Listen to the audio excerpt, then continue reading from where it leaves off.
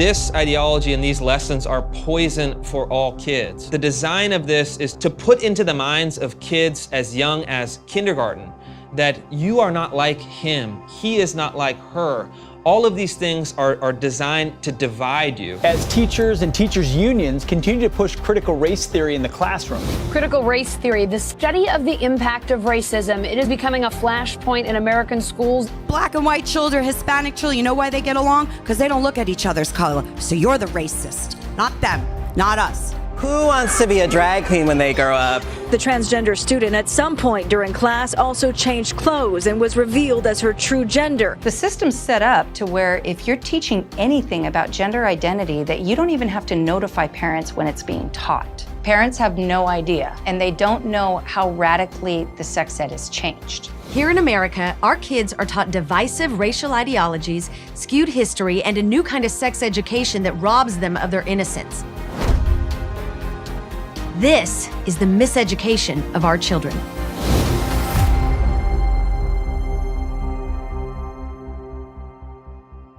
As parents, we worry about our kids. As a mom, I worry about my kids. What they're watching on TV, who they're friends with, what they do when I'm not around.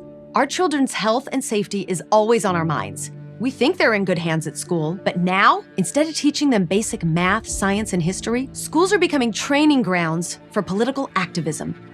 I'm Jill Simonian. I have 2 young children, and I've experienced firsthand how our school system is being hijacked to indoctrinate young students.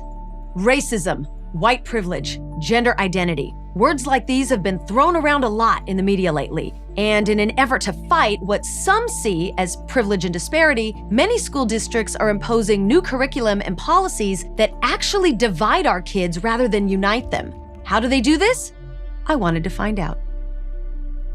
In Cupertino, California, they were forcing first grade students to deconstruct their racial and sexual identities and then rank themselves according to their power and privilege, separating 5- and 6-year-old kids into oppressor and oppressed based on their inborn identity categories. 5th graders in Philadelphia, they were forced to celebrate Black communism, and then they were forced to march into the auditorium and simulate a Black Power rally in Buffalo, New York. They were teaching that, quote, all white people perpetuate systemic racism. They were teaching students that white people derive their wealth from slavery, that white people are, quote, unfairly rich. They were even showing kindergartners a dramatization video of dead Black children, warning these kindergartners that they could be murdered by, quote, racist police at any time. This is explicit political indoctrination. Most of these practices are propelled by what's known as DEI, diversity, equity, and inclusion.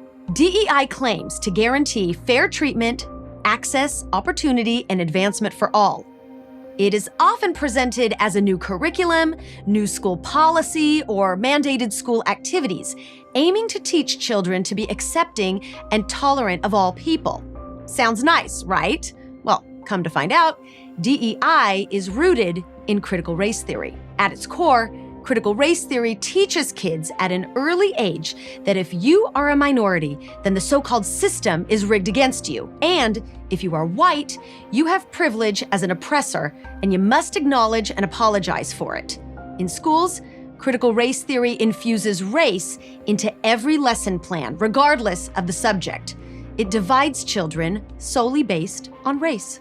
The activists play this really clever game. All the materials that they're presenting to parents, all the materials that they're presenting on their website, all the materials that they're sending home with students, they're all couched and camouflaged in this very nice rhetoric. It's about culturally responsive teaching. It's about social emotional learning. It's about diversity, inclusion, and belonging. All things that as neutral nouns are good, but once it becomes fully institutionalized in K-12 schools, you have now a generation of tens of millions of American kids that are going to be growing up in a world that is filled with ideology. They'll start not to think of themselves as individual human beings, but as a collection of group identity traits. I think that our country has entered a period of racial retrogression. We're actually in some ways going backwards. You see those old pictures of water fountains that are separated by race. And now you're seeing new pictures of public libraries being separated by race. And there is no way that we are going to be making progress as a country by renormalizing racial segregation. critical race theory is only the beginning. Many school curriculums are now embracing a new kind of sex education. Now, while age-appropriate sex education is important, many schools are introducing radical curriculum to kids as young as 5. For example, kindergartners are being pressured to question their gender and are exposed to ideas that are beyond their maturity level. In many cases, by the time they reach age 10, their sex education is less about health and more about learning adult sexual practices. In 2012, the National Sex Education Standards were established by an organization called SECUS. When you examine the national standards for K through 2nd grades, the lessons start with defining gender identity and stereotypes. By 3rd through 5th grade, children are expected to discuss sexual feelings and learn about hormone blockers for transgender kids. And by the time they reach grades 6 through 8, children are expected to define sexual acts and know how to access an abortion. Since the inception of these national standards, over 40% of school districts have adopted these directives. That's almost half of all schools in the country, and that number continues to grow year after year. SECUS is the organization that is used to bring in a lot of the standards and the type of things we should be teaching in our K through 12 schools. If you go onto their website, it's very shocking what you may find, because they endorse and help sell a lot of types of sex toys. And this is the organization advocating the types of sex education to be used in our schools. Correct, yes. These organizations are partnering with our school district, but first of all, the parents don't know who these organizations are, and who are these supposed trusted adults that are giving advice to their kids, and what do they represent?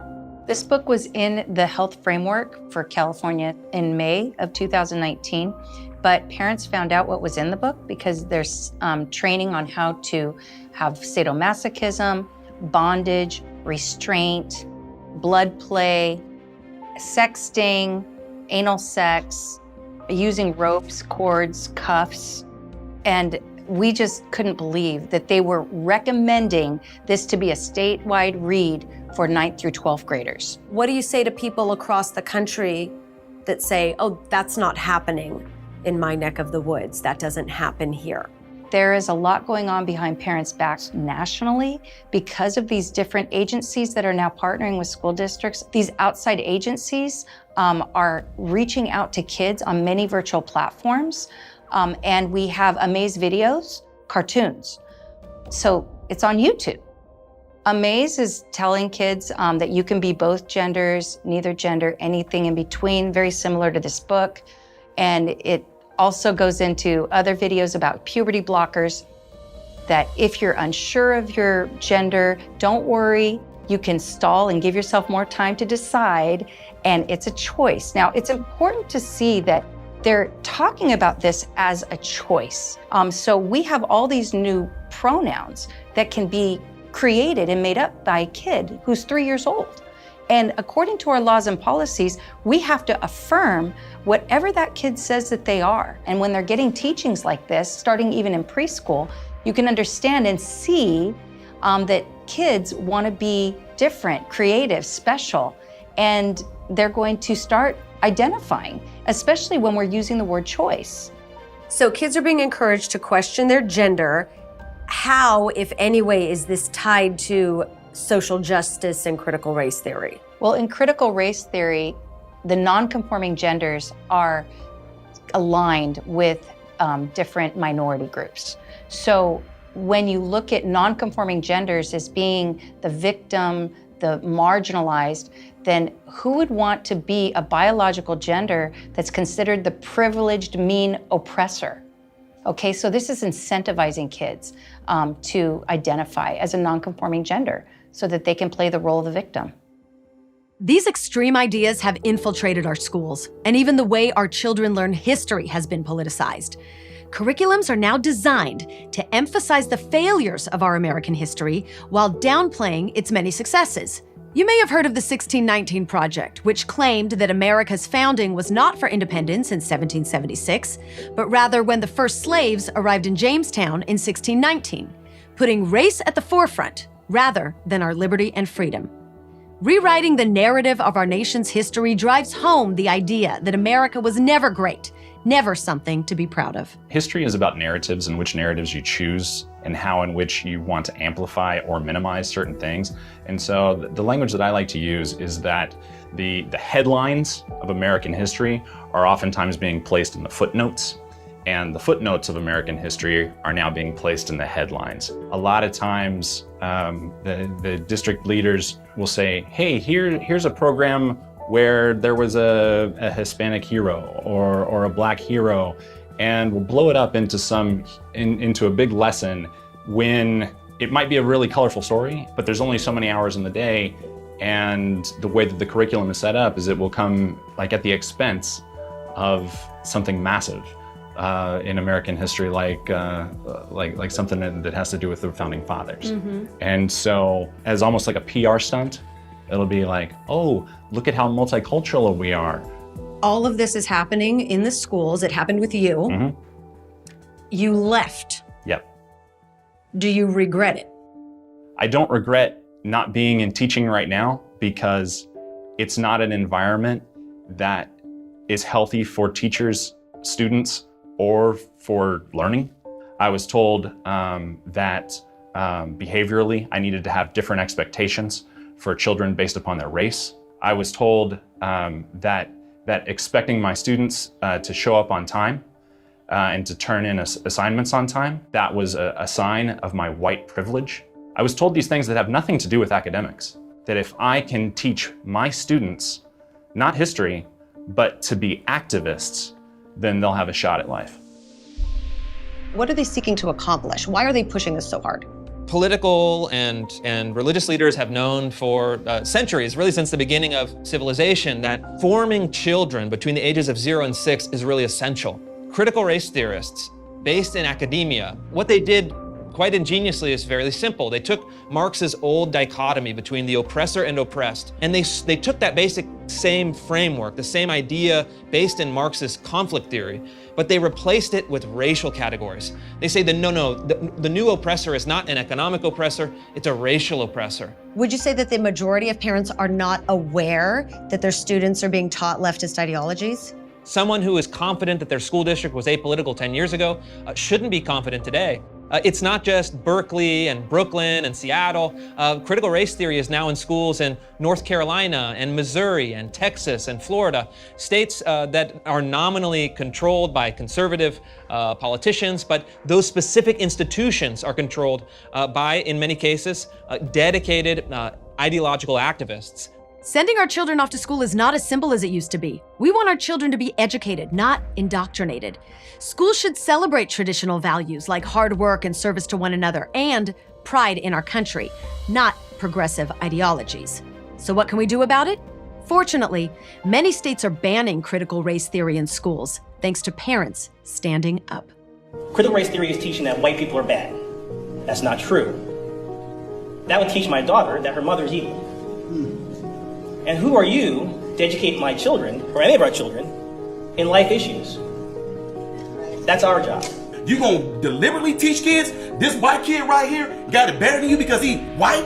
You gonna purposely tell a white kid, oh, the black people are all down and suppressed? How do I have 2 medical degrees if I'm sitting here oppressed? This isn't a political indoctrination camp, okay? It's public education. We want to teach education, not left-wing ideas that aren't backed up by facts or science. You are not the moral authority over our children. We, the parents, are. This is emotionally abusive to our kids, and I don't care how much grant money you are being offered, grow some integrity, and deny this hateful agenda. And why are they teaching me about sexuality and how to identify? I don't want to hear about sexuality during class in front of other students because that should be a private thing. As you know, and I know I'm not the only parent fighting this all across America right now. Schools are trying to poison our children's minds. And as long as I'm standing here on this good ground earth of God, I will fight. As parents, we have a right and a responsibility to be involved in our children's education. It's up to us to attend local school board meetings, review the materials being taught in classes, talk with and question teachers and principals why certain perspectives are included in pillar subjects. Be brave, speak out. Our children and our country are depending on us to protect and preserve the ideals that make us who we are as Americans. We can no longer allow this kind of miseducation. It is the most important battle we must fight for our children. Daddy teaches you can be anything in this world that you want to be, right? Don't Daddy teach you that? Yeah, and it doesn't matter if you're black or white or any color.